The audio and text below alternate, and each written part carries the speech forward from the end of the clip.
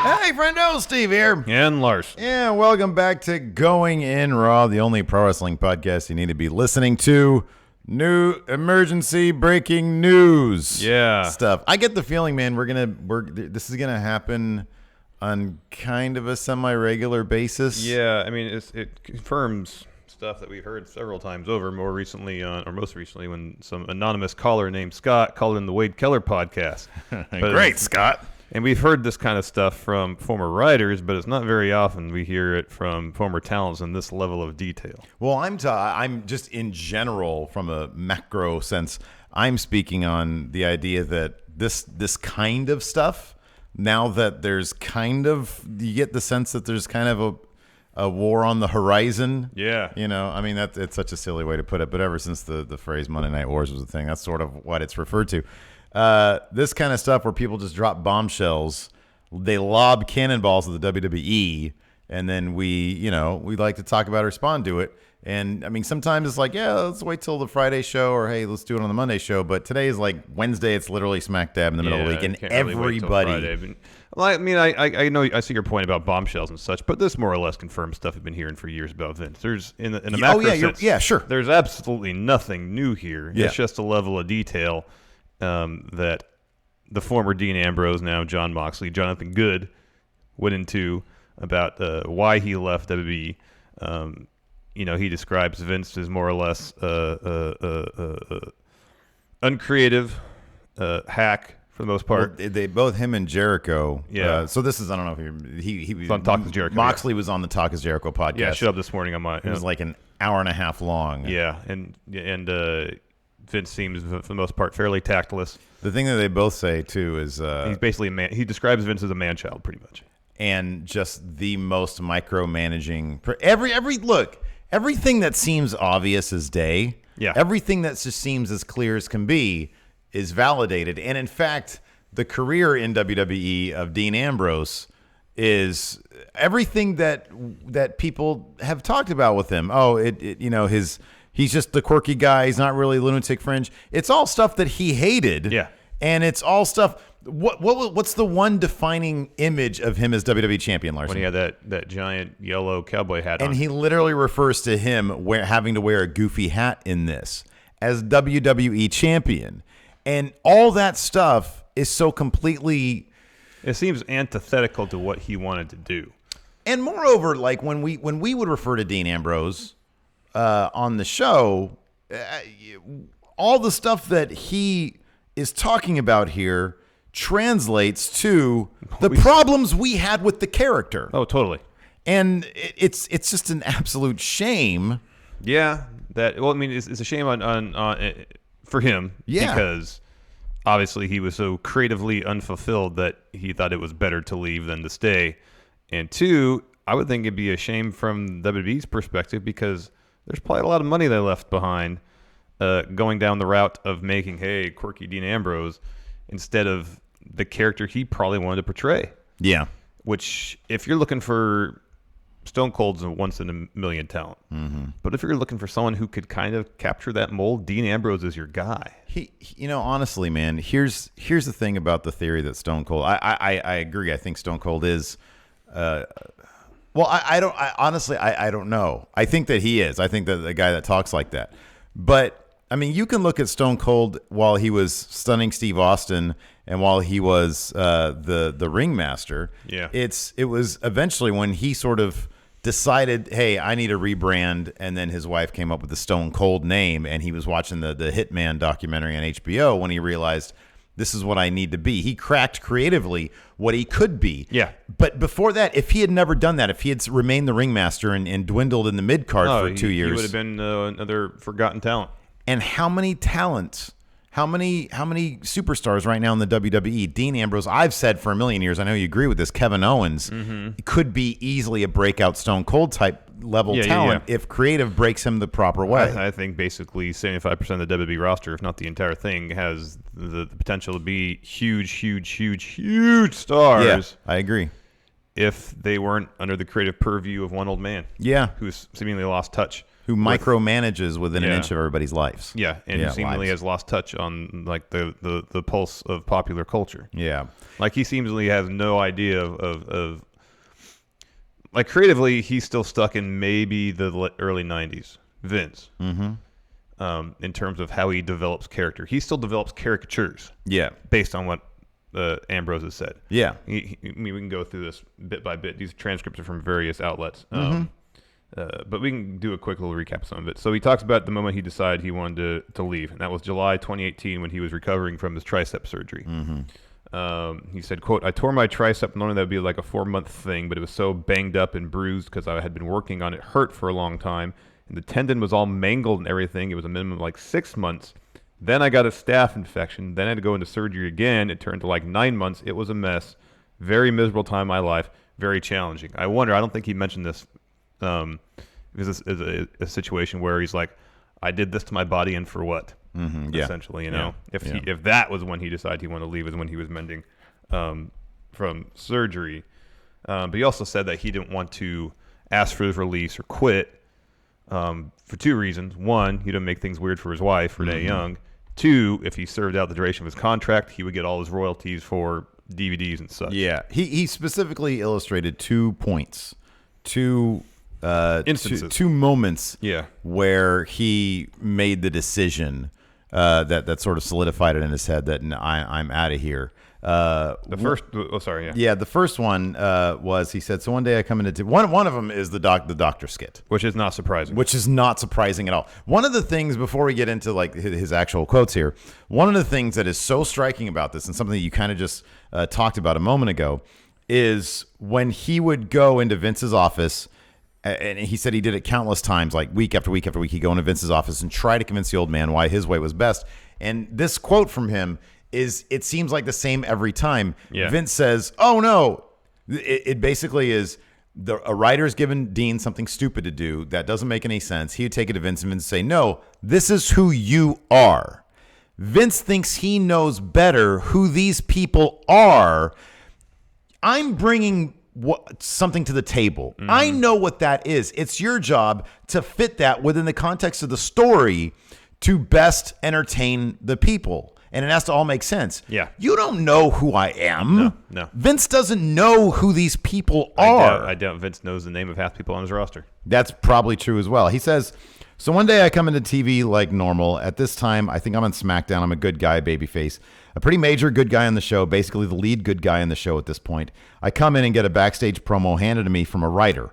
Writer is going to be a key word in this podcast you'll find in the word script. I get a script handed to me, which is stunning that a guy like Dean Ambrose, we've always speculated about that. We've always thought guys like him, Kevin Owens, The New Day, there's a handful of guys who would probably be given a significant amount of creative license in terms of how their characters are portrayed on screen. Apparently, that's not the case. We should say this chunk of transcription here is from WrestleZone. WrestleZone, yes. By the way, just as an aside, I kind of wonder, this very indirectly, he never says any bad words about like Seth or Roman or anything like that. But this kind of, I'm sorry, but this indirectly really makes Seth Rollins look like kind of an asshole. Do you remember there was a fan convention kind of recently when a fan asked him about scripted promos and how they kind of don't work? And Seth kind of condescendingly says, condescendingly says, well, are you backstage? Because I've never seen you back there, so how would you know how it works? Oh.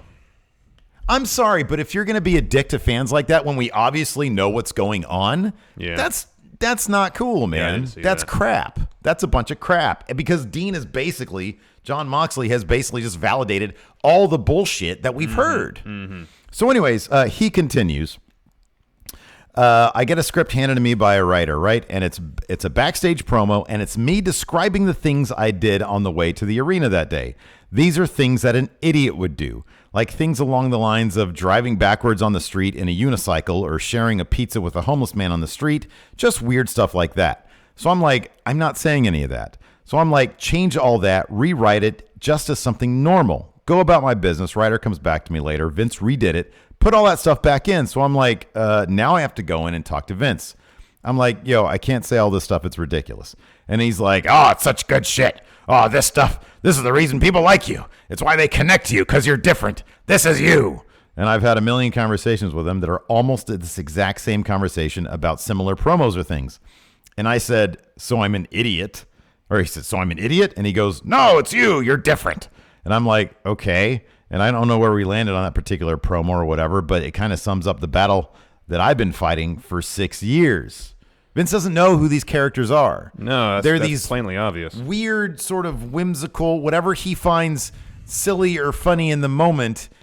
That's the case, but based on, let's assume that Vince is very hands-on with these promos that his talents have to deliver on a regular basis. Yeah. It would explain to a certain degree the uniformity of them. Yeah. Nobody stands out. Right. For the most part. Yeah. Some do, based on the powers, the force of their personality. Mm-hmm. Maybe some people are given more creative license than others. But by and large, promos are cookie cutter these days. Yeah, they are. And it would explain why. They are. If Vince really has no idea of who any of these characters really are, then you're going to get these generic sounding promos. Yeah. Because no one has a distinct voice. Yeah. He talks about how he went through depression. He would talk about laying in bed in the morning, not wanting to get out of bed. Yeah. Dreading going into the office, dreading figuring. He talks extensively about the writing system at WWE. He says, I'm going to tell you how it works. I mean, I don't really even know how it works, but I'll try to figure it out. And he talks about, and we've kind of heard this before, how there's the home office of a writing team, and they're all concocting stuff. And he says there's a ton of red tape and bureaucracy that stuff has to get cleared. And who knows if it gets cleared or not. And then maybe it gets cleared and then it goes to like other writers on the road and then it goes to Vince. And then it's all figured out at that point. Yeah. That's insane. That's insane. I mean, what do we know about the process at All Elite?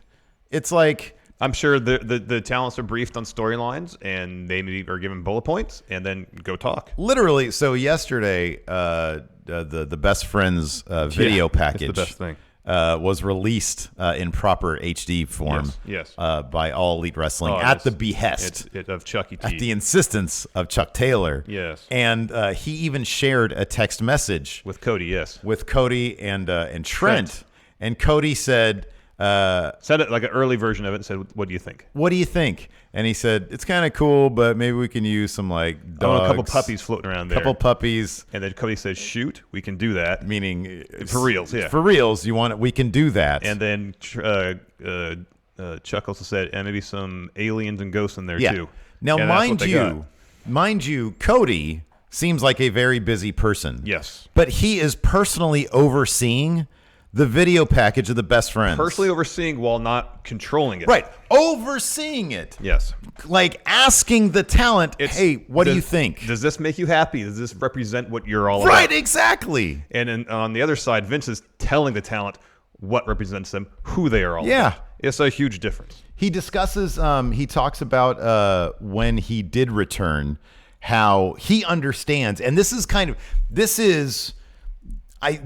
kind of stuff, like, for example, like some of this stuff doesn't bug me per se, but I can understand why it does bug some people. Sometimes I can consider it nitpicking, but to each their own.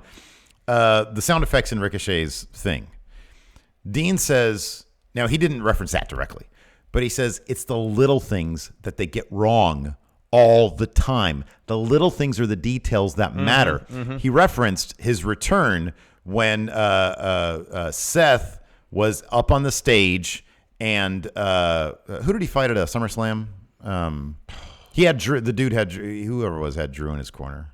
I'm just blanking right now. Yeah, I'm blanking too. Sorry. So the guy said, I've got a Scottish psychopath with me, and Seth's response is, you might have a psychopath, but I have a lunatic. And Dean said, man, if they had just hit my music, and they would have gotten the big, massive pop, and not he said there were 4 little pops.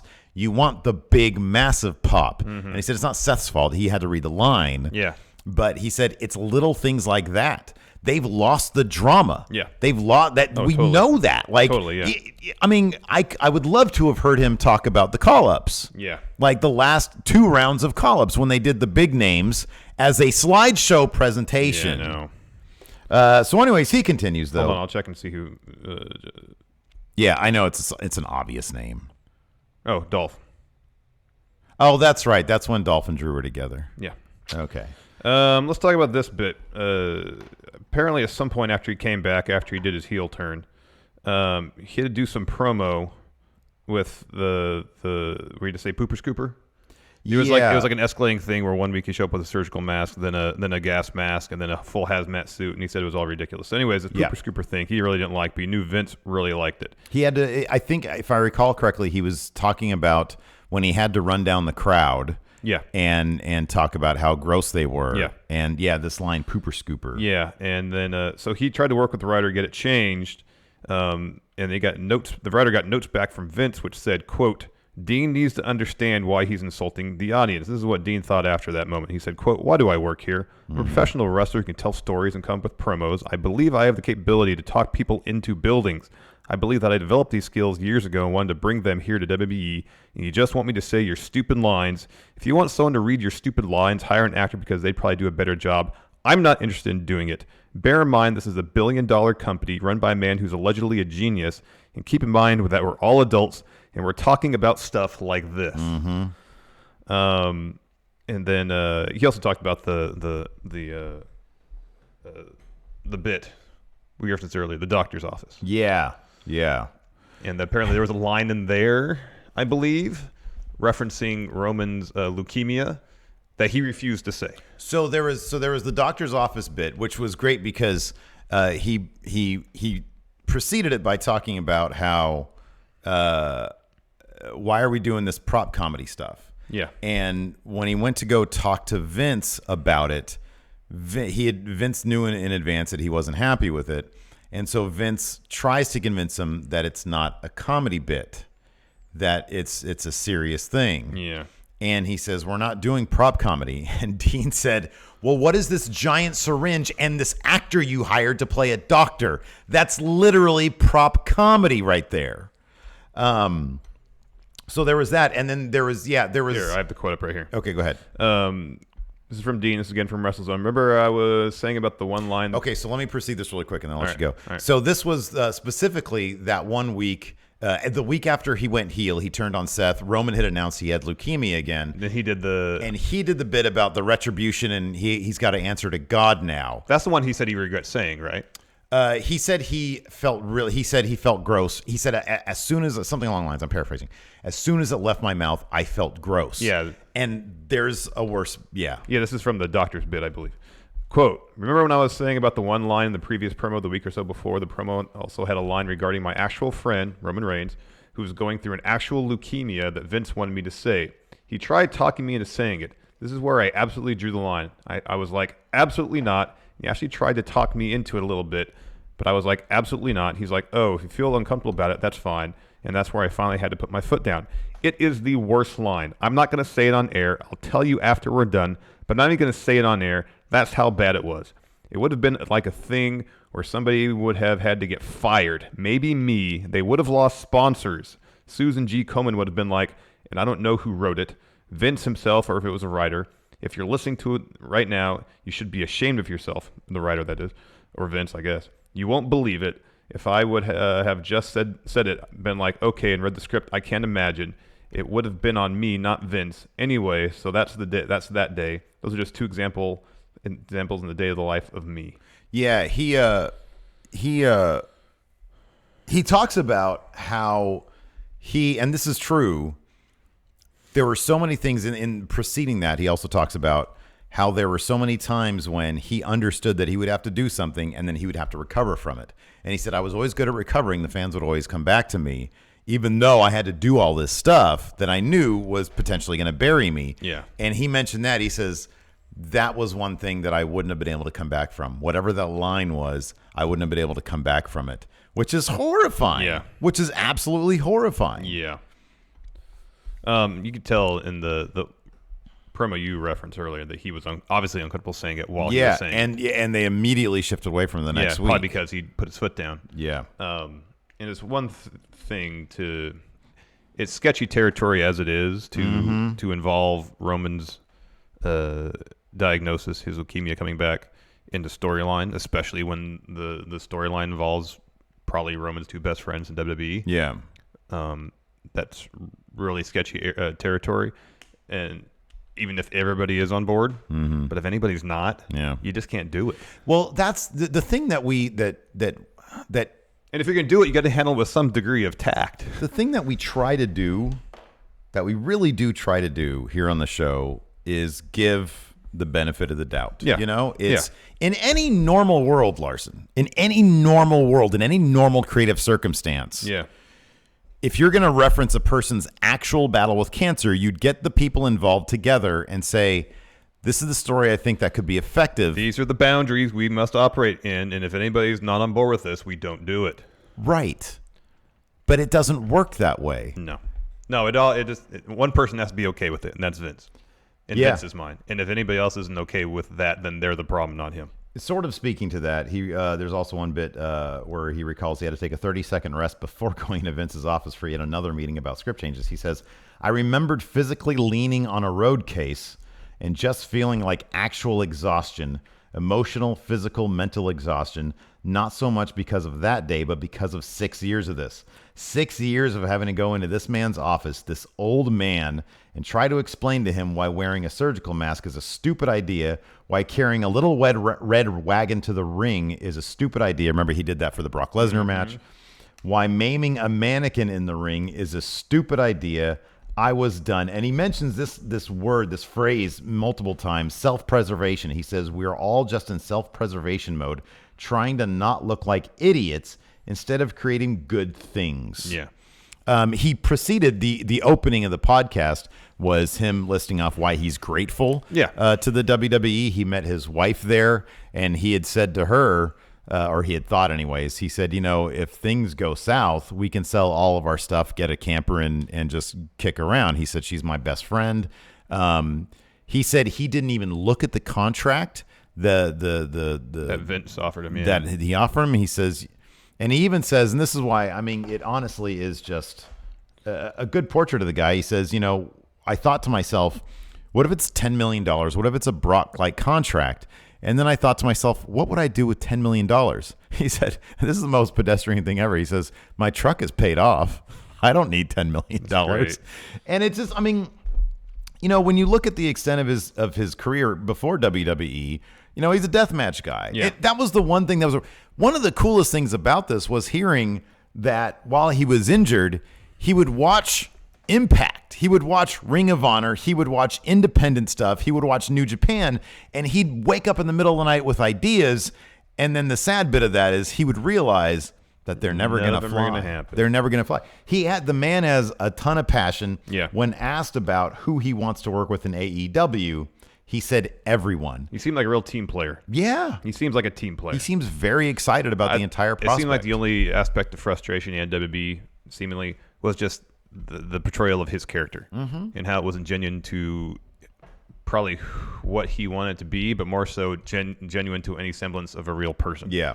He also talked about WB's press release announcing his departure, and I guess the rather unique unusual, nature of it. Yeah. Well, the unusual send-off all around. And he thought how that's just WWE wanting to control the narrative about his departure. Yeah. Again, we've heard several times how WWE doesn't want to have the reputation of being a place no one wants to be or people aren't happy at. Mm-hmm. So if you do this, you go through the ballyhoo of giving him a grand send-off. Yeah. Then it kind of controls, I guess, the narrative that this is a happy place to work. He was told that he wasn't going to get buried on the way out, and they started jobbing him out to EC3 in 2 minutes. Did they do that on TV? I believe so. Okay, because they did it on the house show circuit too, and people would be booing the crap out of EC3, even though he was supposed to be the babyface there, because he was like, God forbid. And apparently Vince was furious about the crowd reaction, and he was like, well, God forbid they have some respect for me. I know. After you didn't. Mm-hmm. He also says how much he reveals how much he made for that final Shield Network special. It's ridiculous. $500, which him and Jericho both explained. That's the minimum of what extras in the background get paid. That's what they get paid, $500, and that's what he got for his big finish. They had he said, I guess he was furious. The conversation he had. So apparently he originally told Triple H and I think Mark Carano, the talent relations guy, or whatever, that he wasn't. He says, that he wasn't re-signing with the company. It was a long time coming. It wasn't like one thing. It was a lot of things. He hadn't talked to Vince about it until he found out that he was going to have a thing with Nia Jax. that he was going to like have to bump for her. And he took that as them burying him on the way out. And he clarifies, he says, you know, I would have loved, in the proper context, I would love to do a thing for Nia Jax. He says, I have no problem bumping for her. She's a very powerful woman. And in fact, when they went over the rehearsal and stuff of what they did, he said, I really enjoyed it. And we were both laughing and having a good time. He said, but it was simply, I was told one thing, and then I find out after the fact that I'm doing something else that just makes me look bad on the way out. That buries me in the, you know, in the eyes of the fans or whatever on my way out. So he goes in there and the conversation he has that he wants to have with Vince ends up being the one about him leaving. And Vince is saying, "Oh no, we're not. You know, we're not doing that." And they explain also he says, "Yeah, at one point, or Vince said, oh yeah, you versus Nia, it's a big special attraction thing." And he says he had heard about the house show match they were supposed to have, and then it didn't happen, and he doesn't really know why. Honestly, it kind of just sounds like they were messing with him. Yeah, it could like be. They were just sort of messing with him. Could be.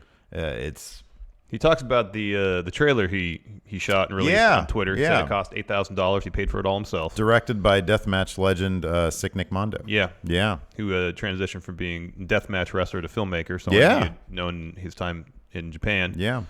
Reached out to him. They made it work out. And I guess in the process of working on a feature film together. So that's cool. Yeah, that's awesome. No, I know that is really cool. And he seemed relaxed. He used the word free. Yeah. He used the word free. I like that he filmed that thing too. He's a very savvy guy. He filmed that thing in 2 days while still under contract with WWE in February, 2 months before he left. Yeah. And with the intention he knew from the outset, because he sat back and he thought, how do I want my exit to look? Yeah. And he was like, yeah, no, I don't know how he does it. They can set these things to be released. Oh, yeah. Literally the minute his contract had expired. Yeah, at midnight. He said he was giving a speech at the Cauliflower Alley Club when it was released. And he said that while they were shooting this in February, his 2 days off he was spent working. Yeah. They got a text from Vince, and Vince was asking him to work the European tour after WrestleMania. And Dean said he entertained it for a moment because it's probably decent money. Yeah. And then he was like, nah, call Dave. Batista, Triple H, any of those guys. I'm not going to do it. I got a film commitment. Yeah. Which was the thing he was shooting. Yeah. Oh man, it is definitely, and there's a bunch of stuff we haven't even talked about. It's definitely a must listen. Yeah. I was getting my kid ready this morning while it was on. Lacey was listening to it. The little bits that Lacey had seen of wrestling, she always liked Dean Ambrose, and so she was pretty interested in it.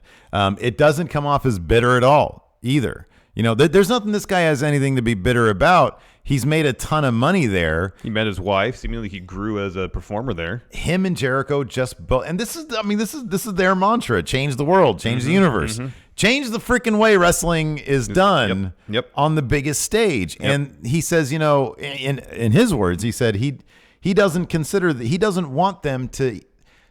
He doesn't see them competing with WWE. They just want to put on the best product they can. Yeah. And if one byproduct of that is WWE potentially changing the way they do things creatively, we all want better wrestling. Yeah. We all want better wrestling. I don't want to be sitting there, we're sitting there on the drive back from Vegas, not one match in the first 47 minutes, 52 minutes or whatever of Monday Night Raw. That's not how it should be done. Yeah. So, one of the things he said too, let me find the quote. He said, quote, "The creative process sucks. Change it," when speaking more or less directly at WWE. Yeah. And you can't really argue with it. That's the primary complaint of pretty much every wrestling fan right now, is that the creative just isn't interesting. It's not captivating. Yeah. It's not bringing people in. Yeah. People don't want to tune in to WWE because of their interesting creative. I think people just generally like the talent, and that's why they watch. They don't watch for the creative. I think the thing is the talent there is so good that they can still make an entertaining product in spite of terrible creative. Despite, I never know how to use either of those terms. Because, if you look at stuff like NXT, it's great. If you look at, SmackDown on a week-to-week basis can be very entertaining. It's just you do have to ask yourself, how much better could it be? And if you look at something like Double or Nothing, where it's just all pure, and I understand, I totally get that, WWE is producing 5 hours of content per week, and All Elite has done, as a company, they've done one show. You could consider All In another show as well. But it's obvious that they're brimming with ideas, with fascinating characters, and they're letting these characters breathe, and they're going to live or die on that. And so far, they made a really good impression. But I mean, in a lot of respects, that's the way wrestling for the longest time was conducted. Yeah, exactly. So, and you could make the case that during the highest heights that wrestling has ever enjoyed, that was how more or less business was conducted. Yeah. And to get away from that. Although I don't know, man. Listening to it, one thing that would kind of interest me would be to that's a funny thing. Like listening to the Pritchard podcast, how he was talking about Stone Cold in '97 was supposed to go up against Farouk, Ron Simmons. Yeah. And then they realized that The Rock was getting the bigger reactions, and so they went with that instead. Yeah. And these days it just seems like it's so they just went and got ahead with what they originally had planned. Yeah. And I wonder where that changed. I'm curious. Probably when the company went public and there was more money on the line. That could be. That'd be my guess. Yeah, that could be. I don't know. It is a fascinating listen, though. I would definitely recommend it. Checking it out as soon as possible. But later on today, we're going to go, like in a little bit, we're going to go live with our SmackDown recap. Yeah. So check that out. Thanks, everybody, for tuning in. Until next time, we'll talk to you later. Goodbye.